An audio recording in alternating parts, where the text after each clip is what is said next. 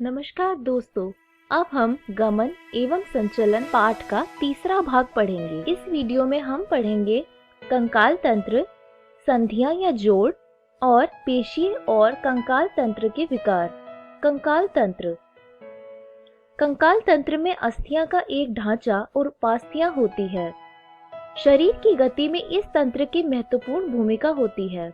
कल्पना कीजिए जब बिना जबड़ों के भोजन चर्वण करना पड़े और बिना पाद अस्थियों के टहलना हो। अस्थि एवं उपास्थि विशेष प्रकार से संयोजी उत्तक है। मैट्रिक्स में लवणों की उपस्थिति से अस्थियां कठोर होती है, जबकि कॉन्ड्रियोटिन लवण उपास्थियों के मैट्रिक्स को अनन्य यानी प्लायबल बनाते हैं।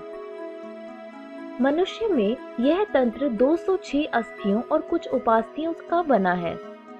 इसे दो मुख्य समूहों में बांटा गया है, अक्षीय कंकाल एवं उपांगीय कंकाल।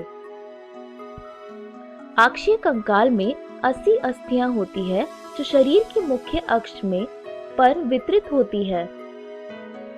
करोटी, मेरुदंड, उरोस्थि यानी स्टर्नम और पसलियां अक्षीय कंकाल का गठन करती है। करोटी अस्थियों के दो समुच्चय कपालीय यानी क्रेनियल और आननी यानी फेशियल से बना है, जिनका योग 22 है। कपालीय अस्थियों की संख्या 8 होती है। ये मस्तिष्क के लिए कठोर रक्षक बाह्य आवरण कपाल को बनाते हैं। आननी भाग में 14 कंकाली अवयव यानी स्केलेटल एलिमेंट्स होते हैं जो करोटी के सामने का भाग बनाते हैं। एक यू आकार की एकल अस्थि हायोइड मुख गुहा के नीचे स्थित होती है। यह भी कपाल में ही सन्निहित है। प्रत्येक मध्य कर्ण में 3 छोटी अस्थियां होती है, मैलियस, इनकस एवं स्टेपिस। इन्हें सामूहिक रूप से कर्ण अस्थियां कहते हैं। कपाल भाग में कशेरुक दंड के अग्र भाग के साथ 2 अनुकपाल अस्थि कंडों यानी ऑक्सीपिटल कॉन्डाइल्स की सहायता से संधि योजन करता है। द्विकंडीय करोटिया डायकॉन्डलिक स्कल। हमारा कशेरुक दंड क्रम में व्यवस्थित पृष्ठ भाग में स्थित 26 इकाइयों का बना है, जिन्हें कशेरुक कहते हैं। यह कपाल के आधार से निकलता है और धड़ भाग का मुख्य ढांचा तैयार करता है। प्रत्येक कशेरुक के बीच का भाग खोखला होता है, जिससे होकर मेरु रज्जु यानी स्पाइनल कॉर्ड गुजरती है। प्रथम कशेरुक एटलस है और यह अनुकपाल अस्थि कंडों के साथ संधि योजन करता है। कशेरुक दंड कपाल की ओर से प्रारंभ करने पर ग्रीवा यानी 7, वक्षीय 12, कटी 5, त्रिक सक्रेमी 1 संयोजित और अनुत्रिक 1 संयोजित कशेरुकों में विभाजित होता है।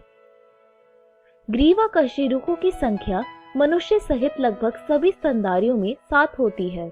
कशेरुक दंड मेरुरज्जु की रक्षा करता है, सिर के आधार बनाते हैं और पसलियों तथा पीठ की पेशियों की संधि स्थल का निर्माण करते हैं। उरोस्थि यानी स्टर्नम वक्ष का मध्य अधर रेखा पर स्थित पसली एक चपटी अस्थि है। पसलियों यानी रिब्स की 12 जोड़ियां होती है। प्रत्येक पसली एक पतली चपटी अस्थि है जो पृष्ठ भाग में कशेरुक दंड और अधर भाग में उरोस्थि के साथ जुड़ी होती है।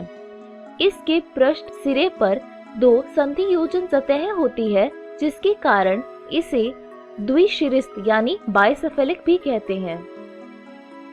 प्रथम 7 जोड़ी पसलियों को वास्तविक पसलियां कहते हैं। पृष्ठ में ये वक्षीय कशेरुकों और अधरीय भाग में उरोस्थि का चाप उपास्थि यानी हाइलैंड कार्टिलेज की सहायता से जुड़ी होती है। 8वीं, 9वीं और 10वीं जोड़ी पसलियां उरोस्थि के साथ सीधे संयोजित नहीं होती, बल्कि कचाप उपास्थि के सहयोग से 7वीं पसली से जुड़ी होती है, जिन्हें वर्टिब्रोकॉन्ड्रल यानी कूट पसलियां कहते हैं। पसलियों की अंतिम 2 जोड़ियां अधर में जुड़ी हुई नहीं होती, उन्हें प्लावी पसलियां यानी फ्लोटिंग रिब्स कहते हैं। वक्षीय कशेरुक पसलियां और उरोस्थि मिलकर पसली पंजर यानी रिब केज का संरचना करते हैं। पादों की अस्थियां अपने मेखला के साथ उपांगीय कंकाल बनाती है। प्रत्येक पाद में 30 अस्थियां पाई जाती है। अग्रपाद की अस्थियां हैं ह्यूमेरस, रेडियस और स्कैपुला, अल्ना, कार्पल्स यानी कलाई की अस्थियां जो संख्या में 8 होती है, मेटाह्यूमरस, कार्पल्स, हथेली की अस्थियां संख्या में 5 होती है और फेलेंजिस यानी अंगुलियों की अस्थियां जो संख्या में 14 होती है। फीमर यानी उरु अस्थि सबसे लंबी अस्थि होती है। टिबिया, फिबुला, टार्सल, टखनों की अस्थियां संख्या में 7 होती है। मेटाटार्सल जो संख्या में 5 होती है और अंगुली अस्थियां फेलेंजेस जो 14 होती है। कप के आकार की एक अस्थि जिसे पटेला कहते हैं घुटने को अधर की ओर से ढकती है। घुटना फलक कहते हैं इसे। अंश और श्रोणी मेखला अस्थियां अक्षीय कंकाल तथा क्रमशः अग्र एवं पश्च पादों के बीच संधि योजन में सहायता करती है। प्रत्येक मेखला में 2 अर्ध भाग होते हैं। अंश मेखला के प्रत्येक अर्ध भाग में एक क्लेविकल एवं एक स्कैपुला होती है। स्कैपुला वक्ष के पृष्ठ भाग में दूसरी एवं 7वीं पसली के बीच स्थित एक बड़ी चपटी त्रिभुजाकार अस्थि है। स्कैपुला के पश्च चपटे त्रिभुजाकार भाग में एक उभार यानी कंटक एक विस्तृत चपटे प्रबंध के रूप में होता है जिसे एक्रोमिन कहते हैं। क्लेविकल इसके साथ संधियोजन करती है।